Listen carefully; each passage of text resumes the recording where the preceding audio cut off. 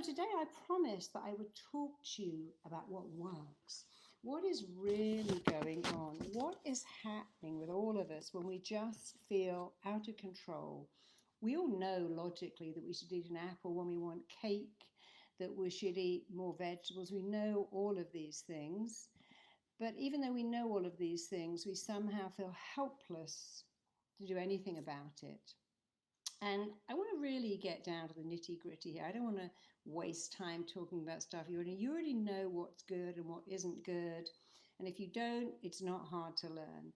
You probably know it's way more important to put good stuff in than to take bad stuff out. And it doesn't matter if you have chocolate sometimes. It's not if you have cake or ice cream. None of that matters. What matters is what I call the emptiness inside of you.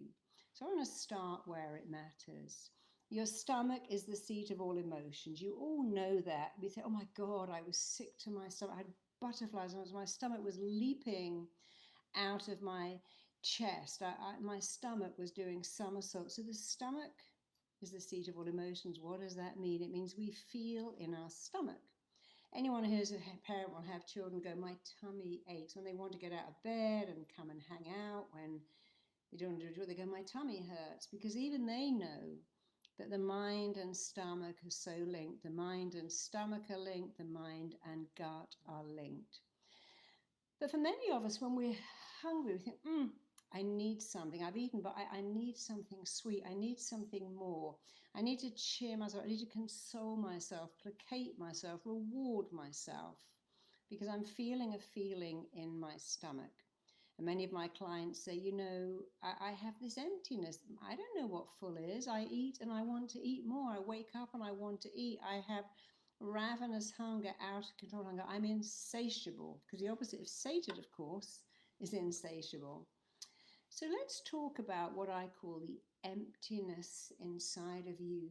And the emptiness inside of you really stems from your unmet needs. You can't diet away loneliness. You just can't do that. You can't use food to change your feelings. I mean, we can, and we do go, I've had a bad day. I went home with my friend Ben and Jerry. I ate the whole lot, and I suddenly felt better. But that better is very temporary. I had a fight with my boss and my husband. I ate a big cake, and I felt better. But you can't diet yourself to high self-esteem. The scales, the tape measure, the calorie count, they can't give you high self-esteem. A bad relationship with food and a really bad relationship with your body, that the feelings of self-hatred, self-loathing, self-lust, or maybe self-loathing, self-hatred, and maybe an extreme version of just the feelings of extreme dissatisfaction. I don't like my legs. I don't like my stomach. My bum's too big. My thighs are too wobbly. I don't like my arms. When you have this dissatisfaction with your body, you are actually disconnected from your body. And today I'm going to do some work with you to get that connection back. So your stomach is a place where you feel empty. You need to reconnect. You need to have a very good relationship with your body. And a good relationship with your body will give you a good relationship with food. You can't get a good relationship with food first. You have to have a good relationship with your body, which all on its own starts to give you a good relationship with food. When you love your body, you go, hey, I love my body. I got one body. It's going to last me my entire life. We all have one body to last our entire life. And here's the truth. Your body is the most mind-boggling piece of equipment you will ever, ever, ever own. It's priceless. It's amazing. You'll never own anything like it ever again.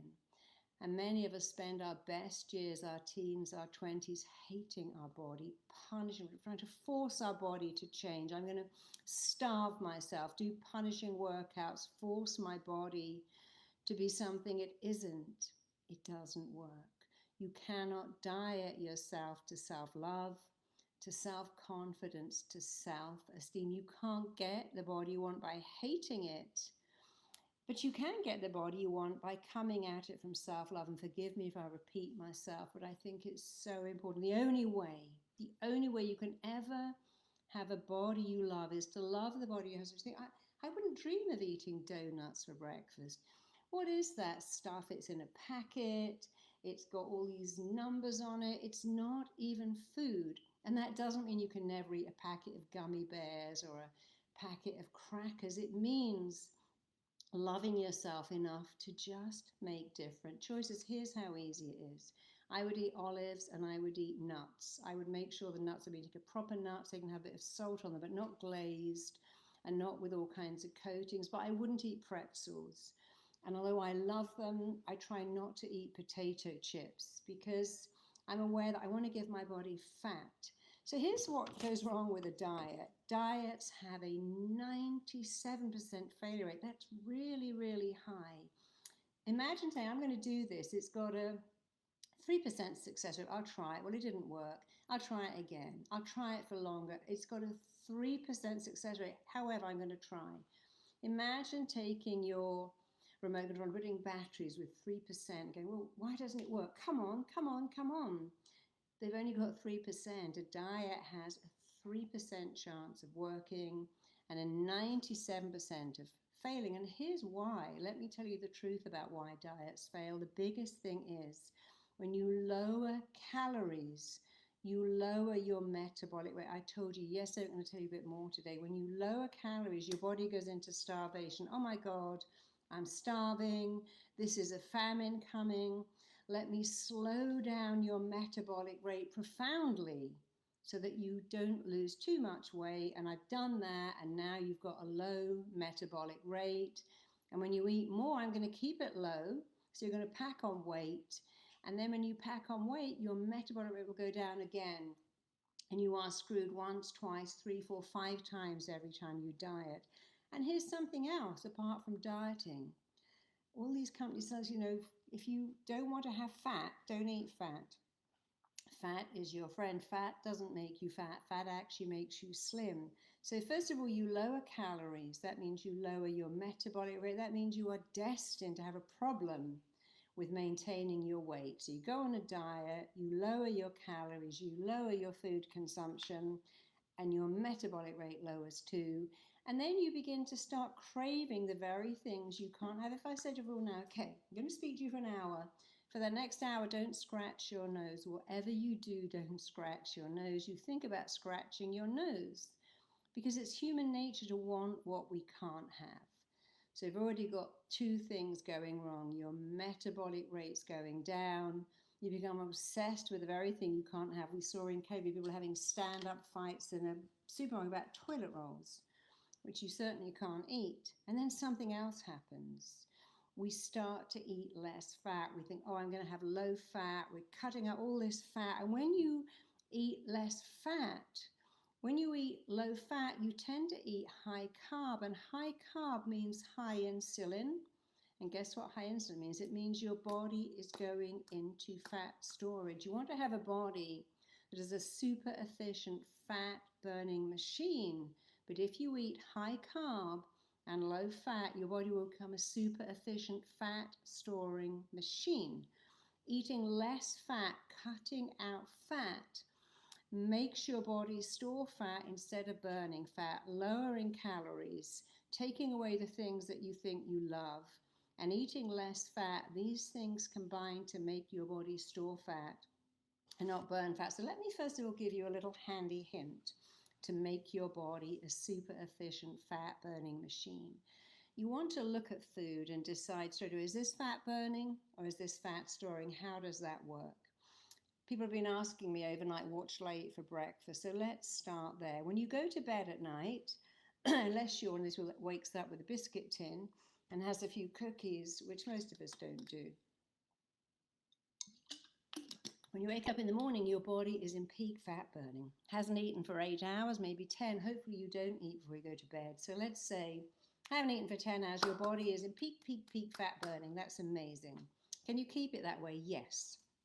When you eat protein or fat, your body remains in fat burning.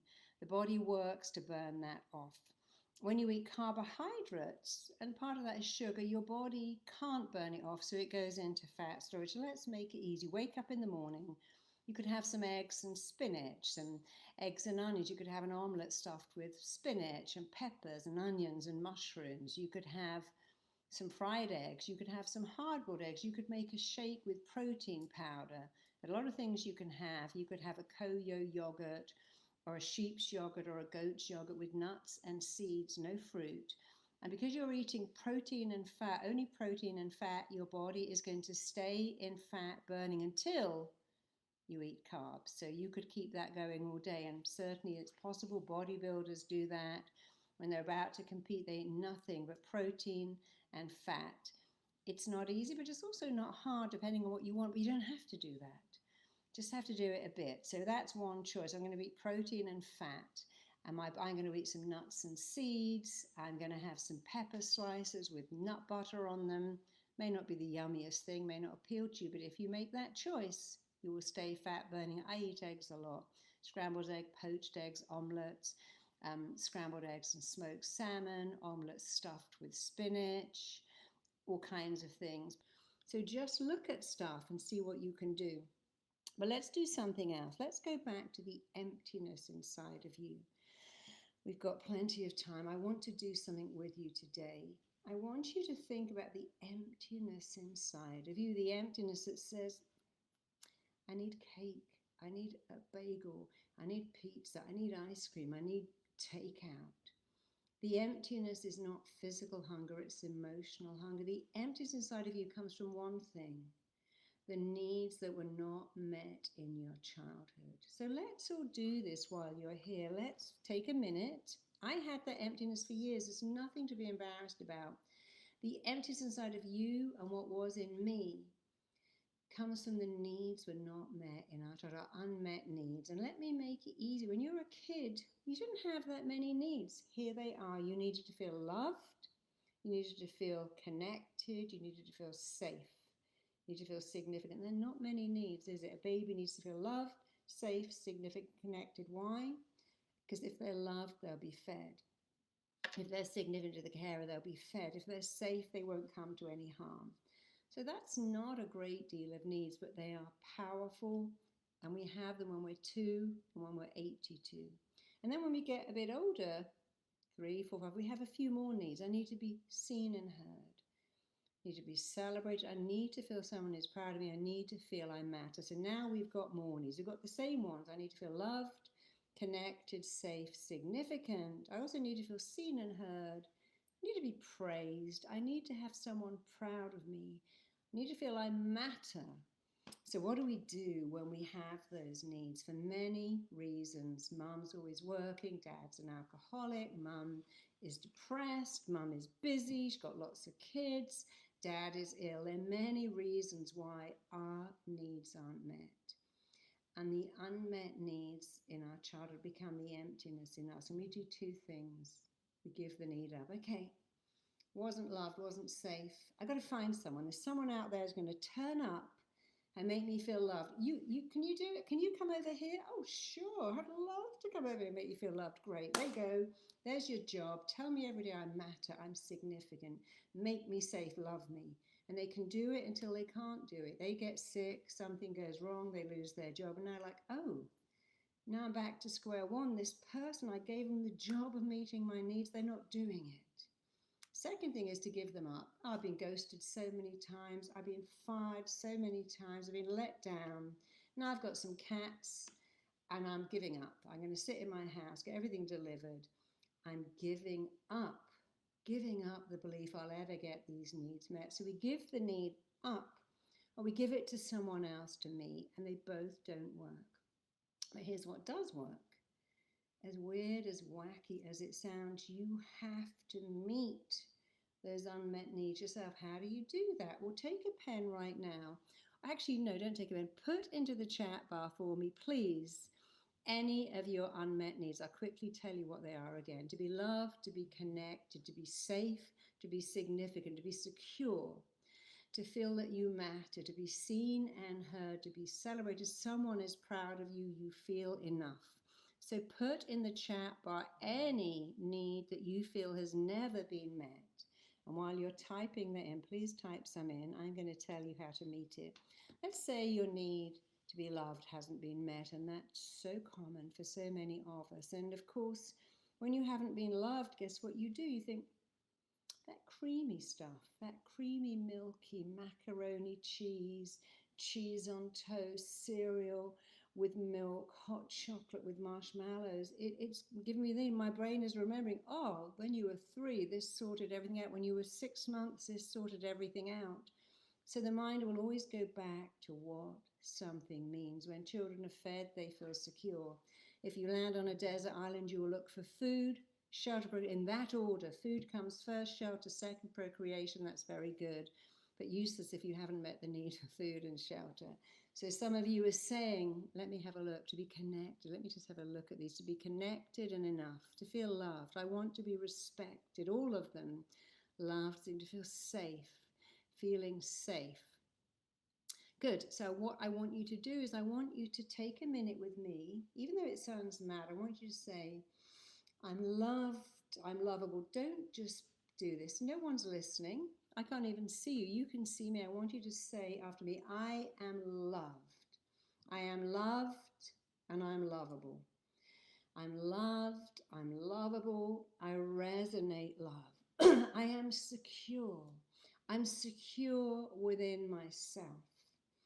I feel safe in the world. I feel a sense of being connected. See, when you're not connected, you disconnect from your very own body. I am connected. Let's do it again. And I want you to keep doing this long after I shut down the camera. I'm secure. I'm safe. I am deeply, powerfully lovable, exactly the way I am. I'm connected. I matter. I am significant. I'm so proud of myself. And someone said to be significant to my mum. So I want you to say, I'm significant to my mum, because it's not true. It doesn't matter. Your mind doesn't know, and it doesn't care if what you tell it is true or false, useful or useless, helpful or hurtful. It lets it in anyway. I matter to my parents. I'm significant to people. Because the truth is, even if your parents couldn't stand the sight of you, the universe created you. It put you here through maybe crazy parents, but the universe that created you will support you in everything that you do, especially knowing that you matter, you're connected, you belong to life, and life belongs to you. Renata says someone is proud of me. I want you to go, I am proud of me. I am so proud of me that other people notice that and they are proud of me too. I am significant. I don't say I want or wish to. I am. Here's a little trick. The words that follow I am follow you your entire life. So let's do it now. I am significant. I am heard. I am acknowledged. I am loved. I'm so proud of myself, and other people meet me at that level. They are proud of me. I am secure. I am loved. I am safe. I am significant. I matter. I'm safe. I am connected to life, and life is connected to me. I am significant. I am safe. I am secure. I am loved. I'm happy. I celebrate myself, and because I celebrate myself, people join me. You see, what you wants you, and what you are moving towards is moving towards you. I'm connected, I'm significant, I matter. I give praise, and it fills and nourishes me. I praise other people. Here's a good thing. I praise other people, I praise myself, and every day I am filled, nourished, sustained by the praise I give to myself, and I'm filled, nourished, sustained by the praise that other people give me. I'm so proud of myself. My parents aren't here, but I feel they are forever proud of me. They're living through me. I'm loved. I love myself. I'm going to teach you tomorrow how to reconnect to yourself. Tomorrow I'm going to talk about some new tactics, and one of them is being so connected to your body, so connected to your needs that you can meet them. I'd love to do it today. but we're already running out of time. But I'm going to go over time as long as you don't mind. But tomorrow we're going to talk about connecting to yourself, forgiving yourself, having your body forgive you for hurting it. I am loved. I'm happy. Tara said, I know I'm loved, but I don't feel happy with myself. Well, whatever you don't feel, that's the missing bit of you. And the answer is to go, I'm happy with myself. It's not true. It doesn't matter. Your mind doesn't know. It doesn't care. I'm happy, happy, happy. I'm happy with myself. I love myself. I like myself. I approve of myself. I believe myself. I'm doing a stellar job of meeting my own needs so beautifully that the whole world is matching and meeting those needs too. I'm safe and celebrated. I am connected and safe. I'm connected and safe. I'm just noticing. Sorry, that's just come up in the way. Go away. Someone says, I want to feel connected and safe, but I feel a source of shame. So we've got to flip that. I'm connected. I'm safe. I'm proud of myself. I accept myself. I like myself. I'm secure. I'm seen and connected. Connected to my father. He didn't want me. Well, you know, if your father didn't want you, that's what an idiot to not want someone as lovely as you. What you say is, I want me. My father missed out. I was a great kid. I was a gift to my father. He didn't get the gift, but I've got the gift. I am here and I'm amazing. Marilyn Monroe's parents rejected her. Demi Moore's father, some of the most loved people in the world. Amy Winehouse's dad rejected her. Doesn't mean she wasn't talented and amazing and has something to offer the world. So we have to get past that. I was looking the other day at 4 people who are adopted. I've forgotten who they were. They were extraordinary people. So the fact that the person whose job it was to love you didn't do their job has nothing to do with how lovable you are. Significant, loved by my mum. So then you go, my mum was lucky to have me. I was a gift to my mum. If she couldn't see it, what a shame. But I love me. I am a gift. I am seen, heard, loved, safe, secure. I am enough.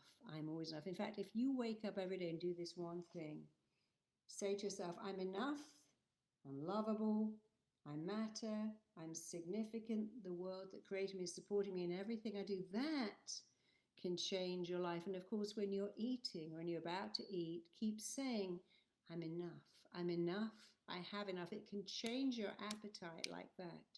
I'm significant, I'm secure, I am loved, safe, connected to life. I celebrate myself, I matter, I'm full of life, I love life, and life loves me. Terry, beautiful Terry, said, I'm everyone else's cheerleader. But you need to cheer for yourself. It's like being on a plane. You've got to put your own mask on first. So what you do for others, do to you. I give and receive. My arms are open to give, but my heart is open to do. I give of myself and I receive. I give so much to others and I receive so much back. So that's the most important thing, to go back and look at this unmet need, the unmet needs, the emptiness. And you think, well, you know, you have a choice now. The emptiness in you is because of your unmet needs. What are you going to do? Go for another 10 years eating those needs, trying to eat yourself better, trying to crispy clean donut and cake and pizza yourself better, knowing it doesn't work, or think, well, Marisa said I've got these unmet needs. Marisa said I can fix them. She might be crazy, but hey, I could just try it. Someone said to me, you know, I thought you were crazy when you told me to do that, but I did it. Don't think you're crazy anymore, because it was a game changer. It changed my life in a matter of days. I am loved and secure. So this is the first step. I've got 2 more days with you to help you. But I want you today to only work on one thing. Well, 2. Add fat to everything you eat. I told you I have an avocado and I put fat on it. When I have food, I add fat to it. Fat stops hunger like that.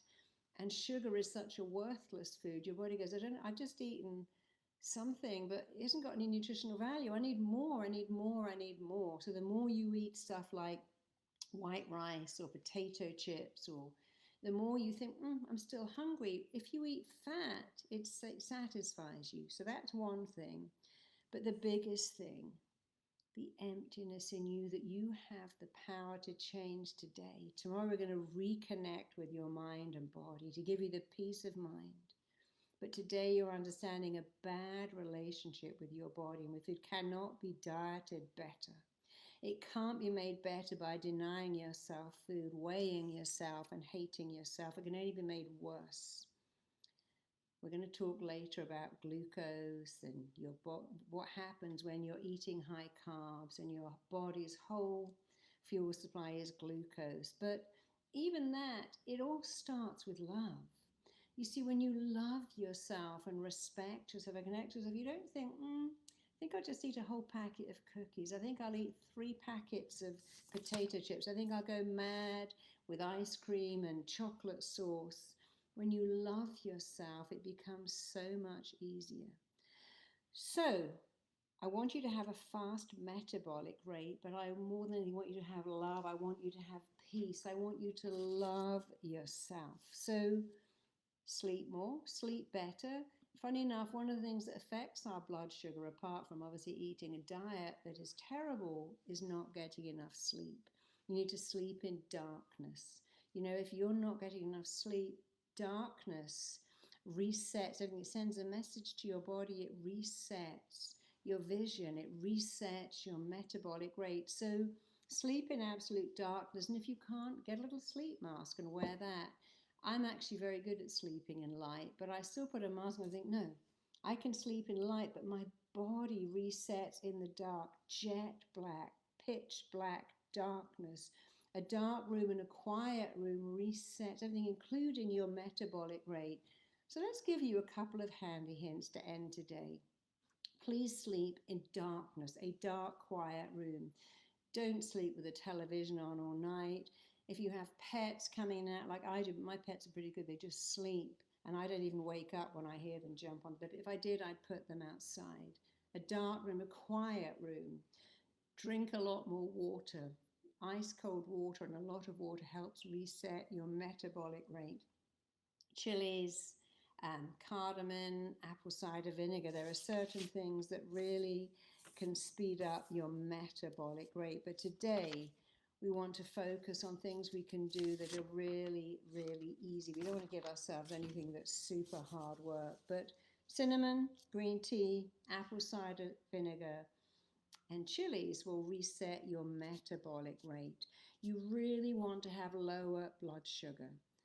When you limit sugar and start to eat fat instead of sugar, so you might say, instead of eating a cake, I might have something fatty. So for me personally, it's pepper slices or maybe a slice of apple with thick almond butter on it. It's having fat instead of having sugar. So when your blood sugar drops, you get cravings. And I'm going to help you tomorrow work with cravings. So let me give you a little bit of insight into tomorrow. I'm going to show you how to get rid of cravings, how to stop storing fat for fuel. So before I end, let me just have a quick look at some questions that came in. Is there a file with all this information? There is. I'll tell you all about it. Cappuccinos are okay. If you have coffee with coconut milk or almond or stevia, it's fat. That's wonderful.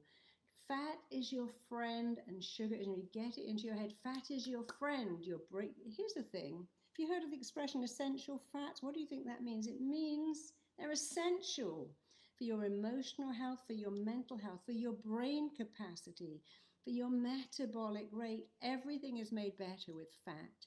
So if you make a cappuccino, no cow's milk, no sugar, no sugary syrups, get rid of all of that. And now you can boil up coconut milk, almond milk, some kind of plant milk, and coffee, and stevia, and it's yummy. Occasionally, I like a little hot chocolate, and I boil some coconut milk. I put in just cocoa powder. I put in some stevia, love stevia, and it tastes yummy. But I don't have all those chemicals. You can have a coffee, you can have cappuccino, you can have ice cream, you can have so many things. I was told to avoid tea. Don't avoid tea. Tea is great. Tea is really interesting. It's very good for your brain. So if someone said tea stops you assimilating iron, I don't think that's true. Vitamin C helps you assimilate iron, so drink tea, have some iron. And make sure you take vitamin C with you. I mean, if you look at people in India who've been drinking tea their entire life, and English people too, I'm not sure that the tin in it keeps you from assimilating iron. I don't think that's true. It may be true for you. You may be one of those people who has that. However, there's a lot of ways to take iron. It's always better to have iron in food. Have spinach, cook spinach, have vegetables rich in iron. And if you take an iron supplement, take a liquid one like Floridex, because it has the vitamin C in it. It's very hard to absorb iron without vitamin C. Is full-fat Greek yogurt and berries okay? Well, I would have full-fat Greek yogurt. I'd have a tiny few berries, and I'd add in nuts, seeds, any kind of nuts, any kinds of seeds, hemp seeds, chia seeds, pumpkin seeds, sesame seeds, or any kind of nuts, almonds, hazelnuts, walnuts. I would take the berries out, only have a few, and put the nuts in. Put your questions in the group, because even though I'm going to hang up now, we've run on nearly double time, but I don't mind if you don't. But tonight I'm going to sit with my phone. I'm going to record the answers to all your questions. They're going to go in the group. So if you haven't put your question in the group, put it in the group. I'm here to answer all your questions, to help you, to make you better, to make you love your body, love yourself. And then life is so much better. But as Max said, as Tammy said, who was it that said that? Sorry, as Pam said, there is not a one size fits all. Some people can eat anything. We know people who eat everything, and there's people who don't eat that much and they're over. Other people who eat stuff and go, oh no, if I eat that. Someone said to me, when I eat sugar, I get terrible gas. Someone else, when I eat cheese, I get terrible migraines. We're all different. There is no one size fits all. When you start from self-love, you just won't eat food that makes you feel bad. You won't eat food that your body doesn't like. You'll ask, what does my body want? Not what does my mind want?